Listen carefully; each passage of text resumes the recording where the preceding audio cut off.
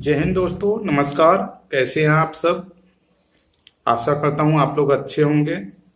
दोस्तों, यह जो वीडियो आप लोगों को दी जा रही है, आज का वीडियो का टॉपिक है आईटीआई अनुदेशक। आप लोग अगर बनना चाहते हैं तो उसमें जो अनुभव प्रमाण पत्र होते हैं उसके बारे में आज मैं जानकारी दूंगा कि वह अनुभव प्रमाण पत्र जो है वह कब का होना चाहिए, कब का मान्य होगा, उसमें क्या क्या चीजें होनी चाहिए, वह सर्टिफिकेट हम कैसे बनवाएंगे। तो पहली बात हम करते हैं कि जो अनुभव प्रमाण पत्र होना चाहिए वह कब का होना चाहिए। पहले आपको बता दें कि आप अगर आईटीआई अनुदेशक बनना चाहते हैं तो उसमें जो है अनुभव प्रमाण पत्र एक बहुत ही महत्वपूर्ण टॉपिक होता है। बहुत सारे छात्र अभी नहीं जानते हैं, बहुत लोग जानते भी हैं। तो उसमें जो है अगर आप आईटीआई किए हुए हैं तो उसके बाद आपको 3 साल का अनुभव चाहिए। अगर आप डिप्लोमा किए हुए हैं तो उसमें 2 साल का अनुभव चाहिए, तथा आप अगर बीटेक किए हुए हैं तो 1 साल का अनुभव चाहिए। ये चीजें आपको कंफर्म हो गई। अब अनुभव प्रमाण पत्र हमारा कब का होना चाहिए? तो देखिए, अगर आप आईटीआई अनुदेशक बनना चाहते हैं तो पहले क्या क्या योग्यताएं हैं। पहले आपको हाई स्कूल करना जरूरी है, चाहे आप आईटीआई 8वीं पास पे ही क्यों ना किए हों, लेकिन आपको 10वीं पास होना जरूरी है आईटीआई अनुदेशक बनने के लिए। दूसरी बात होती है तकनीकी योग्यता, मतलब इसमें आईटीआई चाहिए या तो डिप्लोमा या तो बीटेक, इन तीनों में से कोई एक होना चाहिए। उसके बाद तीसरी बात आती है अनुभव की। तो आईटीआई के लिए अनुभव जो है वो 3 साल है, आपके जो डिप्लोमा है उनके लिए 2 साल है, और जो बीटेक है उनके साथ 1 साल का अनुभव है। ये चीजें हो गई। इसके बाद आपका अगर एग्जाम प्रोसेस है तो एग्जाम होगा, नहीं तो जैसे मेरिट वो आगे की प्रक्रिया होती है। तो जो आपका अनुभव होना चाहिए वो जैसे जो तकनीकी योग्यता है, जैसे आईटीआई हो गई, चाहे डिप्लोमा हो गई, चाहे बीटेक हो गया, उसके तुरंत बाद का नहीं होना चाहिए। ये चीजें आप ध्यान रखिएगा। ऐसा नहीं कि तुरंत बाद का आप बनवा दीजिए या कहीं जॉब पे लग जाइए। आपका जो जो ऑनलाइन रिजल्ट आ जाता है, वेबसाइट पे एक रिजल्ट आता है, एक आपको मार्कशीट का डेट मिलता है। तो मार्कशीट जो होती है वो बाद में आती है। अगर आपका ऑनलाइन रिजल्ट आ जाता है तो एक वो डेट होती है, तो उस डेट के बाद ही आप ज्वाइन करिएगा। ये बात आप ध्यान रखिए। जैसे उत्तर प्रदेश अनुदेशक भर्ती में आपको अनुभव प्रमाण पत्र मांगा हुआ है, तो उसमें जो है आपको जो तकनीकी योग्यता है, आईटीआई, डिप्लोमा, बीटेक, इन तीनों में से कोई एक, उसके जो रिजल्ट आने के, परिणाम आने के बाद ही का आपका अनुभव मान्य होगा। ये जो है कुछ लोग कहते हैं कि सीटीआई के बाद का ही होना चाहिए, तो ऐसा नहीं है। तकनीकी योग्यता जो है उसके बाद का, आप अगर गैप है तो उसमें आप जॉब कर सकते हैं।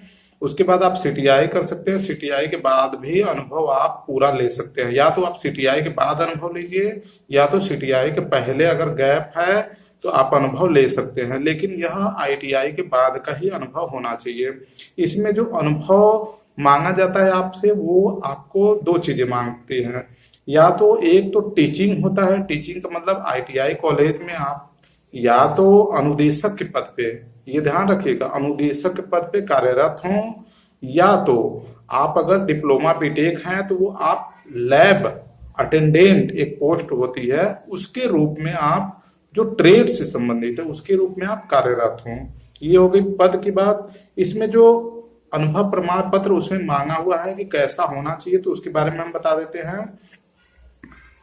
एक उसमें इंडस्ट्रियल होता है अनुभव प्रमाण पत्र, तो जो आपके कॉलेज का होगा अनुभव प्रमाण पत्र, तो वो कॉलेज के द्वारा जारी कर दिया जाएगा। उसके ऊपर कॉलेज का नाम होगा, नीचे मुहर होगी, बीच में आपका डाटा भरा होगा, आपका नाम, पिताजी का नाम, एड्रेस, उसमें और भी चीजें जो होंगी आप उसमें करवा करके मुहर लगवा लेंगे। उसके लिए कोई दिक्कत नहीं है। उसमें सैलरी भी मेंशन कराना जरूरी है।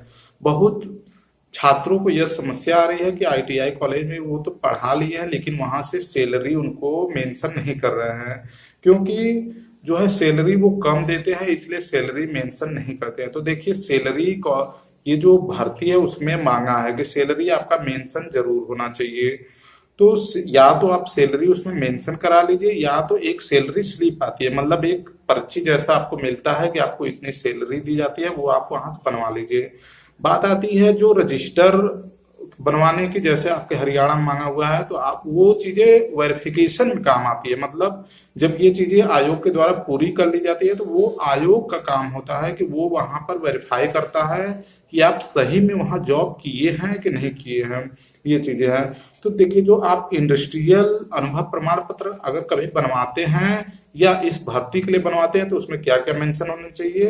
पहला तो ऊपर कॉलेज, ऊपर जो इंडस्ट्री है उसका नाम होना चाहिए, बड़े अक्षरों में नाम होता है। उसके बाद आपका लेफ्ट साइड में रेफरेंस नंबर, रेफरेंस नंबर का मतलब आप किस श्रेणी में, जैसे हो सकता है 50 लोगों का अनुभव बन चुका हो उस फैक्ट्री में तो आपका 51 नंबर, एक यह एग्जांपल दिया जा रहा है। तो वो एक जो कंपनी होती है वो रेफरेंस आपको देती है कि इतना रेफरेंस नंबर आपका है, जिससे बाद में आप उससे मिलवा सकते हैं। तो वो रेफरेंस नंबर होना चाहिए according to UP ITI instructor vacancy के अनुसार मैं ये बता रहा हूँ। तो रेफरेंस नंबर हो गया। एक होता है टीन और टैन नंबर, ये भी मेंशन कराना है। तो टीन टैन नंबर क्या होता है, ये जो कंपनी इंडस्ट्री होती है, टीन और टैन नंबर क्या होता है, वो एक टैक्स पेयर, अगर वो कंपनी टैक्स पेयर है, टैक्स देती है, तो उसके पास टीन और टैन नंबर होगा। तो ये चीजें आप मेंशन उसमें जरूर करवाइएगा। उसके बाद आता है आप अपना नाम करिए, डिटेल, पिताजी का नाम, एड्रेस वगैरह करा लीजिए। फिर उसके बाद आता है पद के नाम, जो पद पोस्ट होता है आप related to trade. Related to trade में काफी लोग कंफ्यूज हैं। जैसे कई लोग ये हैं कि उनकी ट्रेड मैकेनिकल है, तो क्या वो मैकेनिकल फैक्ट्री में ही काम करें, या केमिकल है तो केमिकल फैक्ट्री में ही काम करें, ऐसा नहीं है। आपका इलेक्ट्रिकल है, चाहे मैकेनिकल है, चाहे कंप्यूटर है, जो भी ट्रेड है, ठीक है, आप किसी भी इंडस्ट्री में काम करिए, लेकिन आपका जो पद है वो कंप्यूटर से रिलेटेड होना चाहिए, मैकेनिकल से रिलेटेड होना चाहिए। जो आपका पोस्ट है, मतलब जो आपका ट्रेड है, उस ट्रेड से रिलेटेड पद होना चाहिए। पद, फैक्ट्री से नहीं मतलब है, पद होना चाहिए। ठीक है, आप लोग ये समझ गए। सैलरी आपको मेंशन कराना है कि आप पर मंथ कितनी सैलरी पाते हैं। तीसरी बात हो गया, इसमें सैलरी हो गया, पद हो गया। नीचे आप जो है फैक्ट्री में जो होता है वहां पर HR जो है आपका रिज्यूम, मतलब ये अनुभव प्रमाण पत्र बनाते हैं, तो वहां पर HR का साइन होता है। कहीं कहीं पे छोटी कंपनियां होती हैं तो वहां पर जो है ओनर होते हैं, वहीं आपके सिग्नेचर कर देते हैं। तो आपके जो है अनुभव से संबंधित जो डाउट होंगे वो क्लियर हो गए होंगे। कुछ लोगों की समस्याएं और भी होंगी, तो वो लोग अपना जो है डाउट्स जो है कमेंट सेक्शन में कर देंगे। उनका जो है समाधान, मतलब जो चीजें होंगी इनको पहले सर्च किया जाएगा चीजें, फिर उसके बाद अगर उस डाउट को देखा जाएगा कि ये सही चीजें हैं तो उनको आप डाउट को क्लियर किया जाएगा। तो दोस्तों, आज के लिए यही वीडियो समाप्त करते हैं। अगर आप लोगों के कोई डाउट है तो अपना जो है डाउट कमेंट सेक्शन में जरूर डालिएगा। तो दोस्तों, वीडियो कैसा लगा आप लोग अपना सजेस्ट भी जरूर दे सकते हैं। तो आज के लिए वीडियो समाप्त करते हैं। धन्यवाद। जय हिंद, वंदे मातरम।